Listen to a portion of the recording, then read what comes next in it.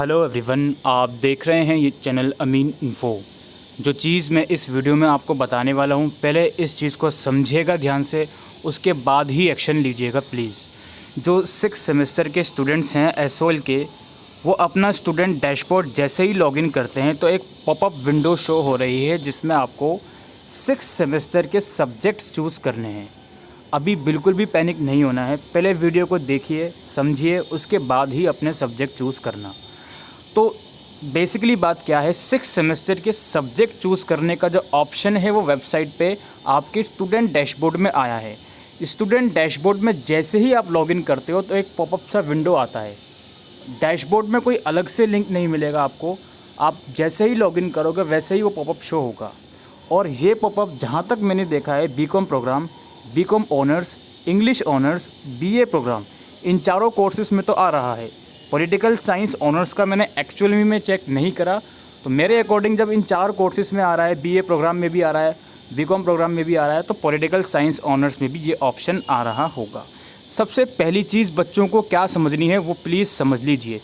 आप लोगों को पहले एक चीज़ क्लियर होनी चाहिए। देखो, बीए ऑनर्स की मैं बात नहीं कर रहा हूँ, बिकॉज़ बीए ऑनर्स में सभी बच्चों के पास सेम सब्जेक्ट रहेंगे 6th सेमेस्टर में।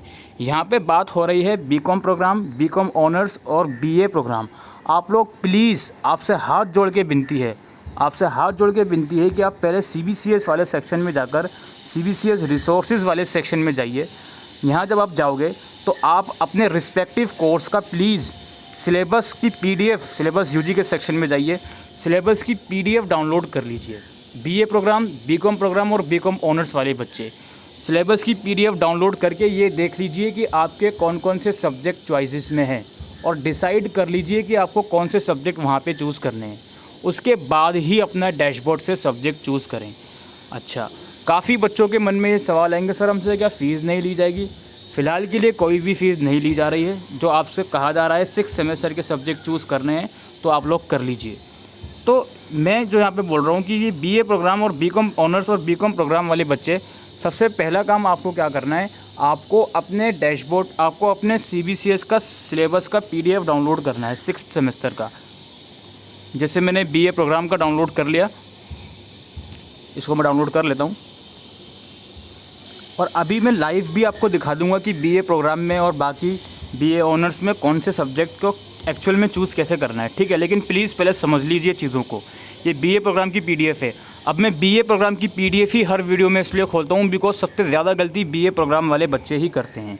आप जब अपना डैशबोर्ड ओपन करोगे तो जो नीचे के 2 सब्जेक्ट रहेंगे वो तो आपके कॉमन रहेंगे, जो आपके फर्स्ट सेमेस्टर से चलते आ रहे हैं वही डिसिप्लिन रहेंगे। ऊपर के 2 सब्जेक्ट में आपके पास चॉइस है, तो प्लीज़ ध्यान रखें।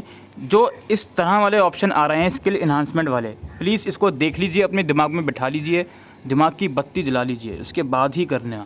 तो ये जो ऑप्शन आ रहे हैं इसमें से तो आप कोई भी चूज़ कर सकते हो, लेकिन जो ऊपर ऑप्शन आएंगे उसमें से सिर्फ आप वही चूज़ करोगे जो आपके पास, जो यहाँ पर ऑप्शन आएंगे जेनरिक इलेक्टिव में, इसमें से आप वही चूज़ करोगे जो आपके पास डिसिप्लिन में नहीं है। तो इस चीज़ का ज़रूर से ध्यान रखिएगा प्लीज़। और बाकी बीकॉम प्रोग्राम और बीकॉम ऑनर्स में जो भी ऑप्शन में सब्जेक्ट आ रहे हैं उसमें से आप कोई भी चूज़ कर सकते हो, ठीक है जी। अब हम आपको दिखा देते हैं कि एक्चुअल में सब्जेक्ट आपको चूज़ कैसे करने हैं। ये मैं स्टूडेंट डैशबोर्ड में आके लॉगिन कर लेता हूँ। ऑनर्स का डैशबोर्ड है, तो देखिए इंग्लिश ऑनर्स में कहीं भी किसी भी बच्चे को कन्फ्यूज़न ही नहीं है 6 सेमेस्टर में। तो सिंपली हमने 4 सब्जेक्ट चूज़ कर लिए और ये अंडरटेकिंग है, इस पर मैं क्लिक करूँगा और सबमिट बटन का जो नीचे ऑप्शन है उस पर क्लिक करूँगा। उसके बाद कुछ इस तरह की विंडो होगी, सक्सेसफुली अपडेटेड। प्रिंट का एक ऑप्शन है, यहाँ पे क्लिक करके प्रिंट ले लीजिएगा, ठीक है। प्रिंट या फिर स्क्रीनशॉट तो कम से कम लेके रख लीजिएगा। और एक बार सबमिट करने के बाद दोबारा जब आप अपना डैशबोर्ड लॉगिन करोगे तो अगेन वही पॉपअप शो होगा, लेकिन उस टाइम आपको आपके जो सब्जेक्ट आपने चूज़ किए होंगे उसकी रिसिप्ट एक दिखाएगा। फ़ीस फ़िलहाल कोई भी नहीं भरनी है, मैं बार बार बोल रहा हूँ। तो English honours, political science honours, आपको 4 सब्जेक्ट चूज़ करने हैं, चूज़ करिए। अभी मैं बात करूँगा कि प्रीवियस सेमेस्टर में आपका कोई ईआर का कैसे, उसकी भी मैं बात करूँगा, अभी थोड़ा रुक जाइए। इसके अलावा बीए प्रोग्राम की बात करें तो बीए प्रोग्राम का भी मैं आपको पॉपअप दिखा देता हूँ। अब देखिए, पेपर 3 एजुकेशन है बच्चे का, पेपर 4 पॉलिटिकल साइंस है। पेपर 1 में क्या पूछ रही हैं, इकोनॉमिक्स है, पॉलिटिकल साइंस है, संस्कृत है, हिस्ट्री है और एजुकेशन है। तो पेपर 1 में आप कोई भी चूज़ कर सकते हो, ये स्किल इन्हांसमेंट की कैटेगरी है, कोई भी आप चूज़ कर सकते हो, ठीक है। और पेपर 2 जो है ये जेनरिक इलेक्टिव की कैटेगरी है, याद रखिएगा। पेपर 2 कैटेगरी जो है जेनरिक इलेक्टिव की है। 2 में आपको सब्जेक्ट चूज़ करने हैं, वो वाले चूज़ करना है जो आपके पेपर 3 या पेपर 4 में नहीं है। जैसे इस बच्चे के पास पेपर 3 में एजुकेशन है और पेपर 4 में पॉलिटिकल साइंस है, तो पेपर 2 में वो देखेंगे हम पॉलिटिकल साइंस या एजुकेशन नहीं चूज़ कर सकता ये बच्चा। ह्यूमन राइट आप नहीं चूज़ कर सकता ये बच्चा, बिकॉज ऑलरेडी डिसिप्लिन कैटेगरी में पॉलिटिकल साइंस ये पढ़ रहा है। और as per Delhi university rule generic elective में वही सब्जेक्ट चूज़ करना होता है जो किसी दूसरे डिसिप्लिन का है। ये बच्चा पॉलिटिकल साइंस के अलावा कोई भी सब्जेक्ट चूज़ कर सकता है, चाहे संस्कृत करे, हिस्ट्री करे, हिंदी, इंग्लिश, कॉमर्स या इकोनॉमिक्स, ठीक है। तो बिल्कुल केयरफुली होकर सब्जेक्ट आप लोग चूज़ कर लीजिएगा जितना जल्दी पॉसिबल हो, और उसका स्क्रीनशॉट लेके रख लीजिएगा।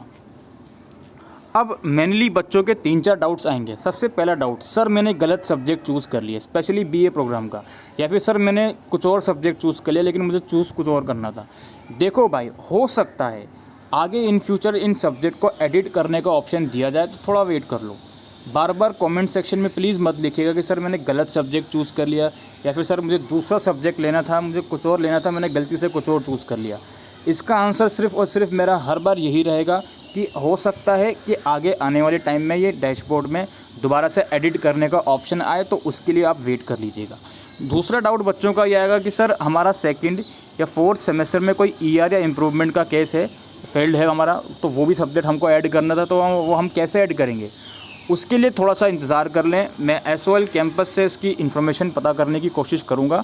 जैसे ही कुछ इन्फॉर्मेशन आएगी इस चीज़ के रिगार्डिंग, तो I will definitely inform you.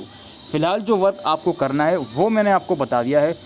Be very careful while doing this job, और आपको बहुत ही केयरफुली ये पर्पस इस काम करना है, ठीक है। अगेन रिपीट करूँगा कि पहले CBCS से जाके अपना CBCS रिसोर्सेज से जाके अपना सिलेबस का स्ट्रक्चर देख लें, उसके बाद ही सब्जेक्ट चूज़ करें। Specially BCom program, BCom honours और BA प्रोग्राम वाले बच्चे, और BA प्रोग्राम वाले बच्चे जो पेपर 2 है, जो जेनरिक इलेक्टिव की कैटेगरी है, उसमें वो सब्जेक्ट ना चूज़ करें जो आपका पेपर 3 या 4 में ऑलरेडी है, बिकॉज जेनरिक इलेक्टिव में किसी दूसरे डिसिप्लिन का सब्जेक्ट चूज़ करना होता है। बाकी पेपर 1 स्किल इन्हांसमेंट में आप अपनी मर्ज़ी से कोई भी सब्जेक्ट ले सकते हो। फिलहाल के लिए वीडियो में इतना ही। Thank you.